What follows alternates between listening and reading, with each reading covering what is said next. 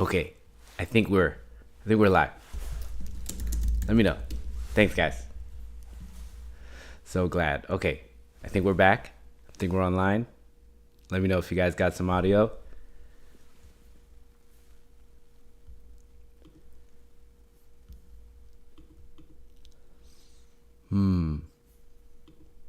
Got it? Sweet. Guys, what's up? Joe here, Rave Tour Guide, back again. It's been a minute since I've been on here. Got a lot to talk about. I know we are in preparation. We are less than 5 months away, less than 6 months, I don't even know, 4 months away from EDC. And there's just some stuff that I want to talk about, stuff I got to get off my chest. And if you guys have any questions or anything I can help you with, I'd be happy to be here for you. But I wanted to take a moment to talk about what I would consider the elephant in the room. Shuttle passes, right, have yet to go on sale. We don't know anything about what's going on with shuttle passes right now. There's a lot of speculation, a lot of rumors going around, and I have an idea or two about what might be going on. So we'll dive into a little bit of the shuttles. We'll talk a little bit about some new stage designs, and then we'll dive into just real quick some things that I think you should definitely do when you're in EDC, there for EDC week, whether you're coming early or you're staying later after the weekend. There's definitely some new things to check out while you're in Vegas. So let's dive in. So guys, shuttles aren't here. And one thing I wanted to point out that I noticed, and maybe you guys have noticed too, if we go to the website, go to the EDC website, and you go to this little option dashboard here, and you go to travel, there's nothing here listed that's talking about EDC shuttles. What's going on, right? In the past, that tab has been available for at least people to look at, for people to click on, and to see what is being offered. But right now, all we have to be offered are really just private car service and helicopters, which are honestly a very, very expensive transportation option for people, right? The private car service one way, I think, is about $800. Actually, no, $1,500, I think, for just a one way. And right now you'd have to go to, so it says there's like an inquiry form, but I found the website where you can, or the old website rather, where you can reserve. And I believe it was $1,500 for 6 people. And that's pretty pricey, especially if it's just one day, right? And then there's also the helicopter option, which of course is a pretty pricey option. But right now, when you go, there's nothing about shuttles, and that to me is concerning. Having been going to the festival now for over almost 10 years now, like what's going on, right? It's January, no tickets are on sale. There's no shuttle stops even available. There's no chatter being talked about on Insomniac social medias about this. So I don't know. There's something that I feel like I need to do. Like I need to find alternate transportation options, because a part of me is speculating about some worst case scenarios, right? One of the worst case scenarios I talked about with my wife the other day, Mrs. Tour Guide, who got me this nice EDC jacket for Christmas, was if they shut down shuttles altogether, which I think would be absolutely wild. But it sounds like something that a growing company that's public would do. By now, people would, we'd have them, and we'd already have them locked in. People would be getting hotels based on their shuttle stops, but now we have nothing. So worst case scenarios, they cancel shuttles altogether. Yes, they did used to come out in September, really almost a year before, and now we've seen nothing. And I think, Matthew, you're spot on. I do think it has something to do with F1. We've been watching F1 take over the Las Vegas area now since last EDC. And when F1 came around in November, we saw how much of F1 took over the city of Las Vegas, right? They had to put up temporary structures just for the event, to have the grandstands, to have these zones for people to hang out with while they watch the race. And one of the areas that I think F1 took over was the mid-strip area, that mid-strip shuttle stop right by Paris, right behind the new horseshoe. It was canceled last year, probably because of F1. And now we know that F1 is going to be around for 3 years at least, possibly more. I've been speculating it has something to do with that. I imagine if they can't, the worst case scenario, they cancel shuttles altogether and then there's no backup plan. I think that would be a worst case scenario. But I think the scenario above that would be shuttles are canceled altogether and they allow third party companies to do shuttle services. And then they just drop people off, at the speedway. And now Insomniac doesn't have to foot the cost or the big cost of, procuring drivers, procuring buses. Instead, they just tell third party companies, hey, if you guys want to drop off, we'll provide, traffic controllers who, don't need to get paid that much and you don't have to have as many of them. And imagine if third party companies are just sending in buses and now they're charging who knows how much. And now headliners are stuck trying to decide what shuttles to purchase. Man, I feel like that would definitely be a crappy situation to be in. Well, it's already pretty bad now. So, I would definitely encourage alternatives. Are you planning, is there someone in your group that's sober that might be able to drive? Is there a possibility of renting a van? I don't drink, so I know that I could drive. Worst case scenario, if we don't get shuttles, I'll just drive. I don't want to, but it's a possibility that we might have to live with. So I'd like to think that the best case scenario is shuttles still go on, but it's at limited quantity, right? They're not able to have as many passes. They're not able to have as many shuttle stops as before. Or if they just do shuttle stops in completely different places off the strip, whether at, local colleges or, big parking lots, like wherever they can find a big lot off the strip. Maybe we won't be able to walk from our hotel anymore, but we'd have to, Uber to this pickup area. Whatever it might be, I feel like something's brewing and we're left in the dark. And normally even Pasquale in the past has, put out statements. When they were having a hard time finding shuttles, shuttle drivers or buses, they put out a message and let people know.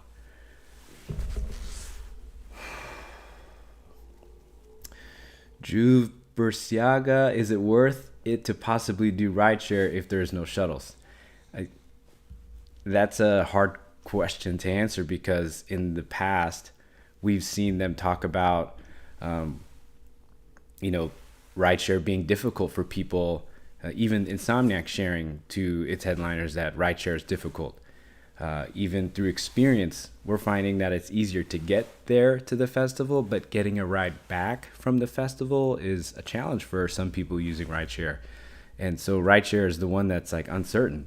So imagine if they 86 shuttles altogether or they reduce capacity in shuttles, that'll probably increase the demand for ride shares even while there isn't a big supply. So that could create, issues with people trying to get rides the next morning.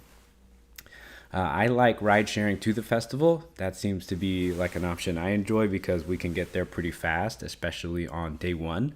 On a Friday, if you Uber to the festival, you can get there in a pretty decent time. We left around like 5 o'clock and got there before 6 o'clock on a ride share. J Chun 88, helicopter pass for the whole weekend. Yes, that is a party. Like, that's probably the best case scenario. If you got, the budget for it and you can, that is probably the way to go. You'll save a lot of time. You can probably, go as late as like 8 or 9 o'clock, get in line for your helicopter, and then fly to the speedway in less than 20 minutes. And I think going in at night, of course, is probably the best way to go, right? If you take a flight early to the speedway before the lights come down, you might miss that opportunity to see the lights when you're coming in. But definitely on the way out too. If you leave too late, it might not be any lights when you're on the flight. But hey, I'm sure you'll get up there and you'll get that super sick view from the helicopter. We may be considering, I feel like every year we consider doing at least a one-way pass. What we did learn was there was this like single rider option where you could walk up to the pickup place for the helicopters, and there's like you can buy a ticket on the spot, and it's pretty, I don't know if we would say affordable, but I think that it's a cool option for someone who maybe wants to do it last minute. You can just walk up and say, hey, can I get on the next helicopter that's available? So I don't know. Shuttles are non-existent. You can go on a Reddit, people are talking about it, and we've got nothing. So best thing to do is just to plan ahead and prepare. Like, what can you do to prepare? Is it having your own ride? Is it getting a private, a private limousine service in Las Vegas? Is it getting someone to give you a ride? Plan ahead. I think we have a few months in advance at least to figure out how we're going to get to the festival, especially knowing shuttles are kind of up in the air right now. So let's not get caught with our pants down, start thinking ahead. And that way when the festival comes, like, we got our travel situation covered. So that's my prediction, my heads up, my warning to you guys and to everyone out there is have a backup plan, because there's something going on with shuttles and we don't know just yet. So let's talk a little bit downtown to EDC. Cody R. Downtown to EDC quickest. Well, I think when you're in downtown Las Vegas, you're already pretty close. So I would rideshare. That's my opinion over the past 2 or 3 years. I think getting to the festival, ride sharing is easy, but the caveat is I usually have a shuttle pass. We can take a ride share to the festival, no problem, and then at the end of the night, just hop on a shuttle. But right now, it's looking like if we did rideshare to the festival, what are we going to do to get back to the hotel? That still not sure. So we're banking on shuttle passes right now. We are in downtown. We're next to a premier shuttle stop that has been there in the past.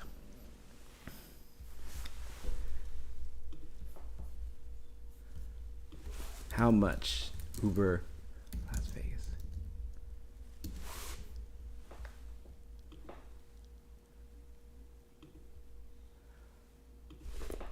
Let me see if I can find.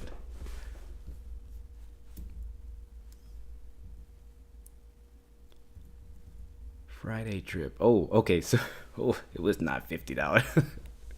Okay, it was $128 for our rideshare on Friday, and we got picked up from about a mid-strip area. We were at the Park MGM. So Park MGM to the Speedway was $128. But there was 6 of us, so we split that between 6. It was not an issue. But I imagine if you're in downtown, maybe it's half of that, so $60, $70. Matthew on, how are flights into Vegas during EDC week, like Thursday? To my knowledge, the Las Vegas airport is not a terrible airport, and I don't really ever hear about people having issues with flights, especially if you're coming the day ahead. But I mostly drive in. And when you're driving from Southern California, you just take the 15 north. It's pretty nice. Okay, so yeah, the next thing I want to talk about was stage designs, because everyone's probably curious, like, is my favorite stage going to be the same? Will it be different? I'm not sure. Like, will it be? But let's check some out, and then we'll talk about what we know will change, what we know might not change. All right, well, let's start with kinetic field. So I think I can remove myself. Boom. Okay, so here's kinetic field. Really nice stage design. Each year, kinetic field sees a new stage design. This year, Celestial's hands moved. I'll just zoom in a little bit. Her eyes opened and closed. Her head moved left and right. And her hands moved left and right also. That was pretty cool. Each one of these pylons up top, I don't know, there we go. These up here, they shot out lights, kind of like beams or beacons of light. So I really like this stage. Do expect to see a new stage design here. I would like to see more water features, especially after seeing Tomorrowland do their main stage. Their main stage had a lot of water features. And even on the sides, there were fountains. So me personally, I like the water. It's like kinetic energy. It's moving. So that's really cool. I think they came out with the theme. I was trying to find it again, but it's well, we had Kinetic Bloom, Kinetic Awakening, Kinetic Zen. So it's going to be another Kinetic something. But I think if you go down like the line, right? Bloom, Zen, Awakening in that order. So now that we're awake, right? So this is our awakening. Something might else come from that. Like, after you wake up from something, you kind of are living. So is there like just a kinetic life where life itself is just moving along, right? We first we were a flower that we bloomed. Now we're the flower. Now we're awake. Well, now once the flower is alive and thriving, what is it doing? So maybe it's very energetic, right? That was just my speculation because it is going to be on the same thing of kinetic something. So in that order, the flower blooms, the flower awakens, the flower zen. So we're moving down the line, maybe something more active, right? I don't know if that helps you. That was my idea. Let me know what you think, what you guys think the theme might be this year. Kinetic what? So let's dive to this next stage. The next stage is Circuit Grounds. Of course, each year, Circuit Grounds also sees a new stage design. The stage design is typically immersive, 360. You typically see it wrap around. So right here, we're in the VIP section towards the center, towards the middle, and we're essentially immersed in this 360 environment from left to right. Like I could turn around and there was stuff behind me, turn to my right, and there were still screens going. So I think we'll see more of this. This was probably one of the biggest, widest versions of it. I think maybe they'll move away from all the squares. It's very linear. Not that that's a bad thing, but I feel like if they just do another square theme, that didn't really change anything. So I hope to see some different shape to the stage. I like the entrances. I like where the VIP entrance was for this stage. When it was on the right stage, it used to be really hard to get to. But when they moved the VIP to the left side, that was really convenient, especially for kind of getting into the stage. Next stage up is Cosmic Meadow. So first stage, Kinetic Field will definitely change. Circuit Grounds will definitely change. Third, this is Cosmic Meadow. This year, or in 2023, Cosmic Meadow got a new stage. So this is that new stage. In the past, they've run this stage for like 1 to 3 years before they would change it. So I would expect this stage to make a return in 2024. Cody R, I hope there's water and mist spraying. Oh yeah, I would like more misters, especially in some of, in the front of the stages, especially, or even just around where people can kind of cool down. Man, I miss the days where the festival used to be warmer. Let me know if any of you guys have been to EDC back when it was in June. Oh my goodness, the temps in that month were insane. Back in those years, the shuttles weren't as well oiled. They didn't run as perfectly, and I have had some pretty bad experiences in the past with shuttles where, we would get out of the festival right out. I think at the time it was about 6:00, and there were no shuttles. Like we were waiting for a shuttle. I think one time we waited for a shuttle like almost 2 hours, and there were people passing out. They literally brought pallets of water just to hand out to people who were sitting underneath like the stand, these awnings while we waited for a shuttle. It was the worst. I'm so glad it's not in the summer anymore, and that the shuttles are a lot better because I never have to worry about having such a unsafe experience, especially at the end of the event at 6 a.m. in the morning when the desert summer heat is just peaking even at that early in the morning. Went to Sick New World last May. It was pretty damn hot. Is that in Las Vegas? Let me see. Curious.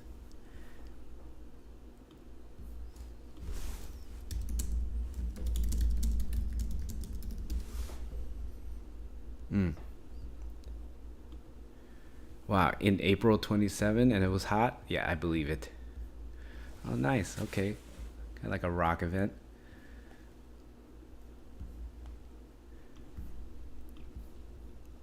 Yeah, I think any of the Vegas events now, I'm really excited to see whether whatever genre they are. I think Las Vegas is literally the entertainment capital of America now. It's a great place to host festivals. It's a great travel town for people to, come to a festival for, because why not go to Vegas for the festival, but then also go to Vegas just to be in Vegas? Uh, I definitely have been planning to move to Vegas. It's been something on my bucket list. I've been going for years, but we were planning to move with my company, but I think I'll be staying at least for the next few years. It's possible though. The coffee might bring me out to Las Vegas. Okay, let's continue. So we're at Cosmic Meadow. My prediction is this stage will stay the same next year because it just saw a new design. Next up, we have Neon Garden. And now I think Pasquale has, a real affinity for this stage. I think this stage is always updating in some way. While this year it saw a similar stage design to 2022, where it had the storage containers, this stage, still saw storage containers in 2023, but saw a different design.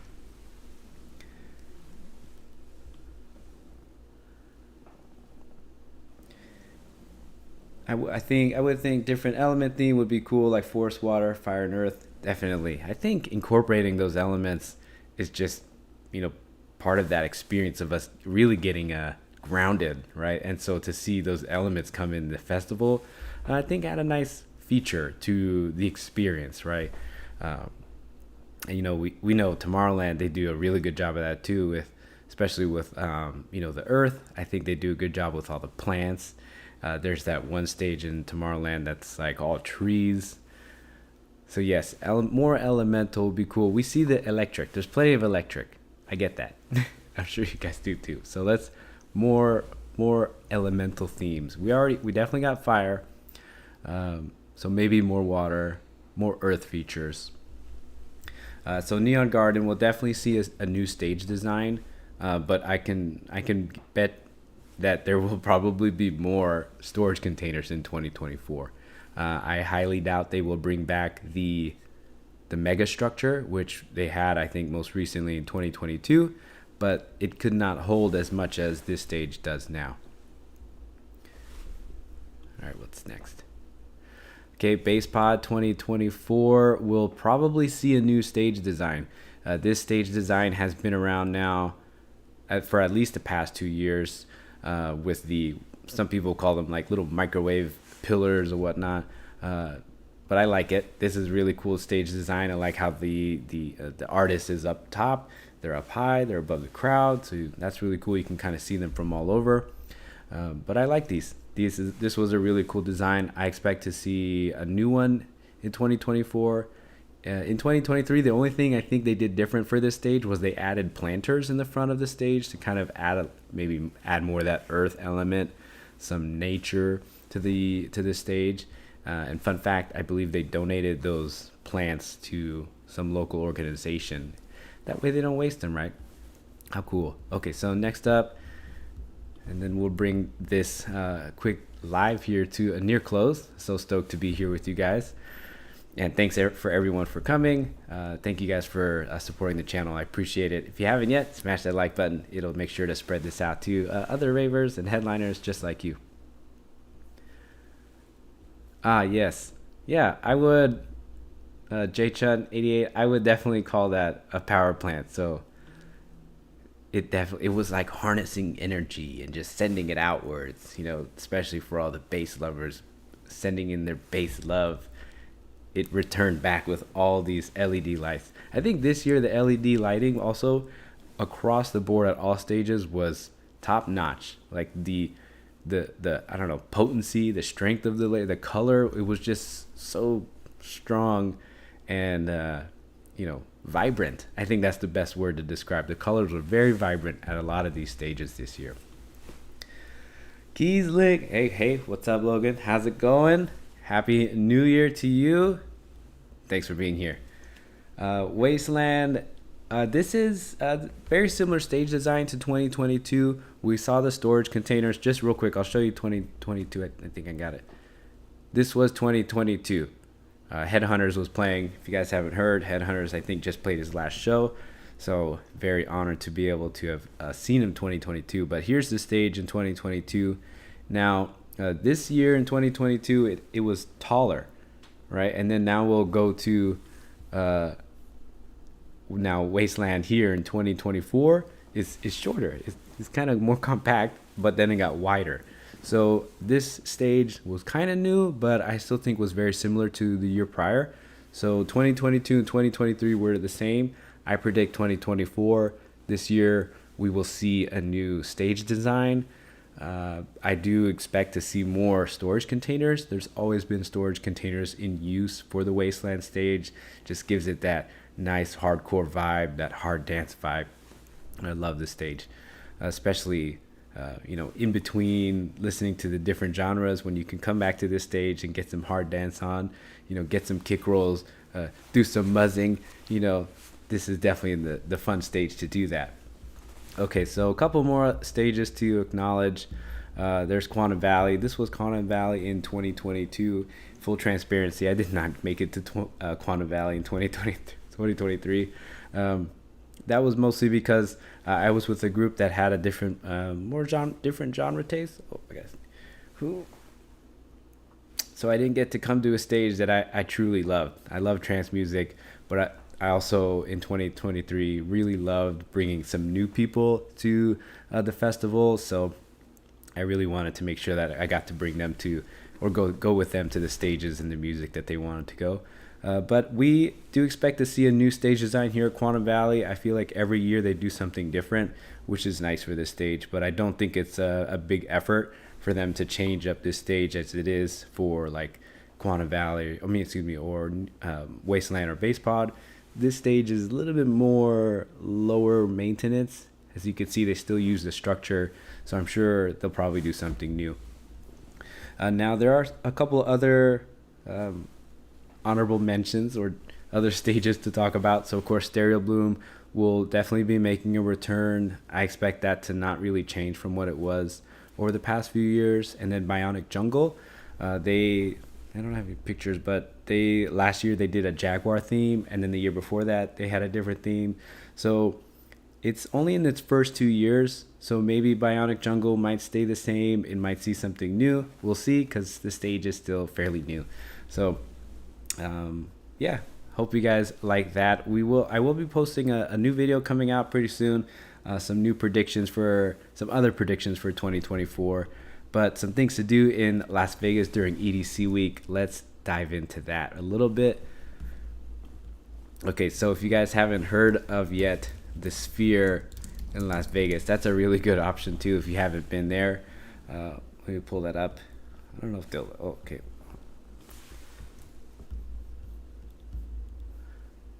Well, if you haven't seen the Sphere, I'm sure you have.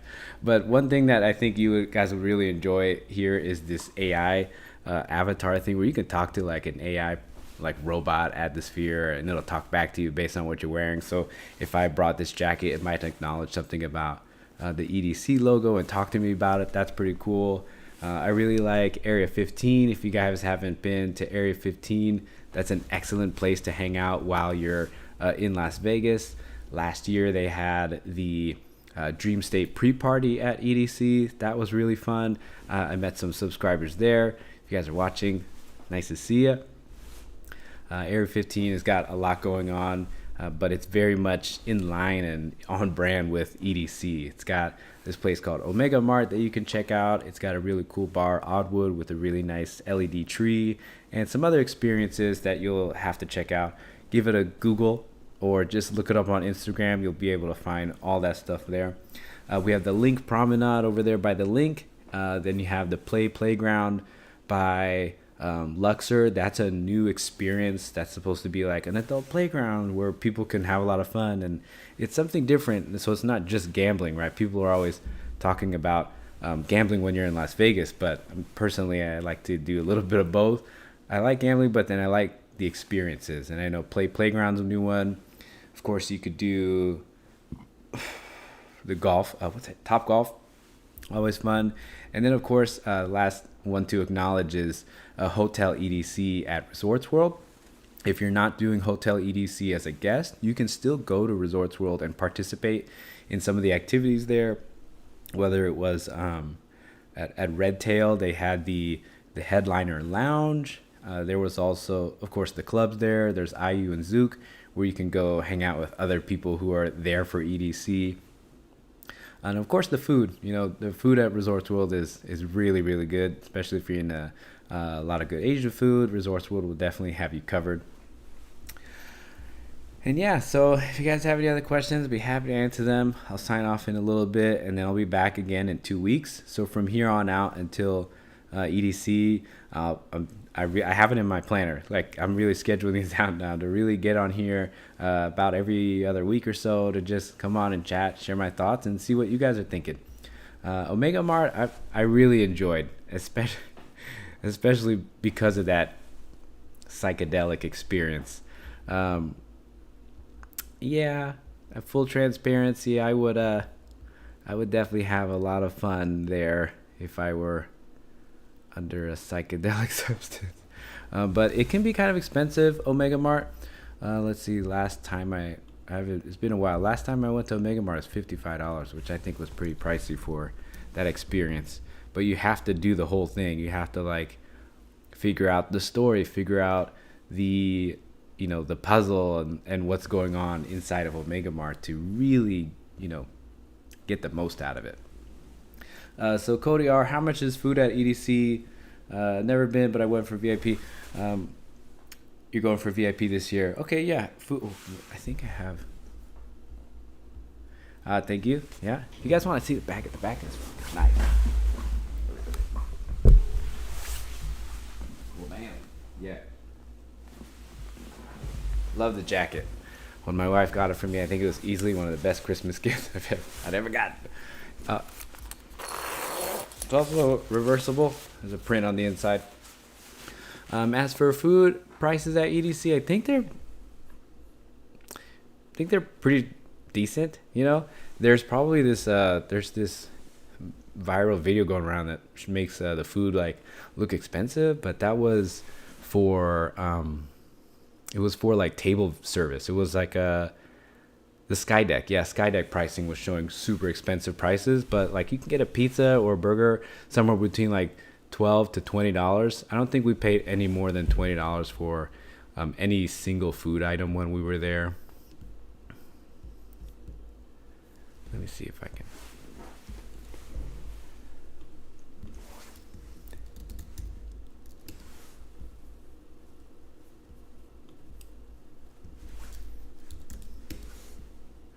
Yeah, I got a handful of videos from EDC 2023 on the channel. I'm trying to find the video right now where I talk about the food. But yeah, I went to the VIP food in Kinetic Field is probably the best. If Logan's on here, Logan had recommended to me to this chicken Hawaiian plate that was in the Kinetic Field VIP that was just so good. No doubt. If I'm ever eating at EDC, I'm eating in the VIP because their options are so much better.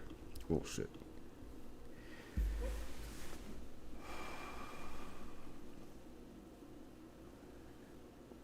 Yeah, that's the thing. There was one VIP place I went to that did like chicken teriyaki and, chicken teriyaki bowls. And I was like, yo, that's going to be dang. Like, how do you make chicken teriyaki bad?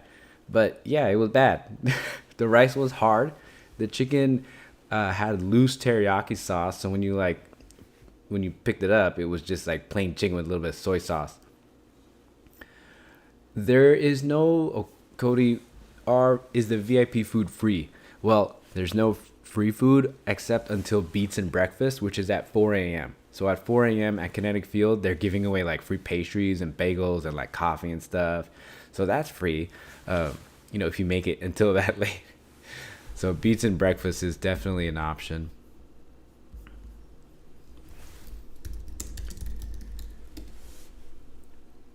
I really like this place called Oming's Kitchen. Oming's Kitchen is a local Filipino spot in Las Vegas, and then they do a pop up. Well, they do a booth at EDC. The thing about EDC is they don't let vendors showcase their names, their business name, or their logos, so you really have to search for it. And I found Oming's Kitchen because they were selling lumpia, so I found the lumpia sign, and I was like, well, that could only be one place. And I went there. I walked up, and you can see everybody was wearing Oming's Kitchen, uniform. So I was like, oh, okay, I found them. Beats and breakfast at Kinetic Field. Complimentary breakfast from 4:30 to 4 a.m. to 5:30, which includes fruit salad, orange juice, bagels, bananas, pastries, and more. Yeah, chicken teriyaki gel. It was not that good, I wish I could just connect my.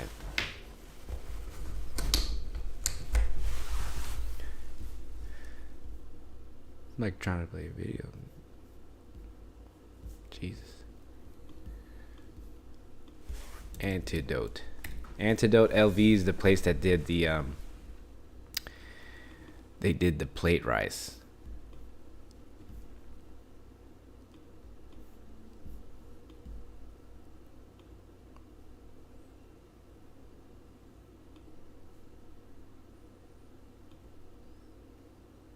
Let me see.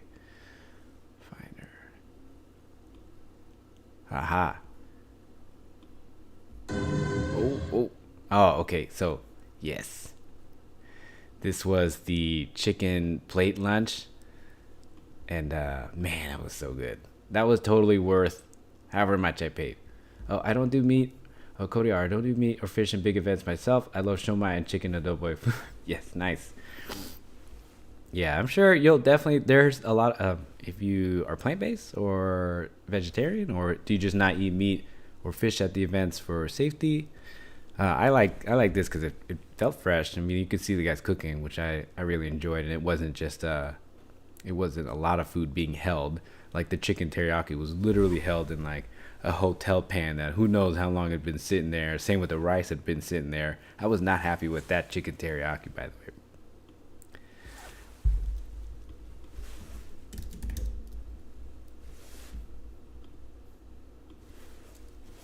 Oh, I did find a video. Oh my gosh. Sorry, guys. Mute that.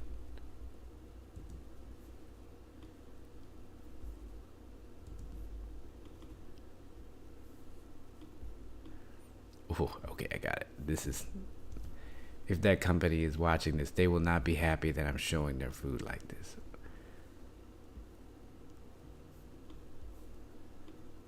Teriyaki. Chicken. Nah, come on.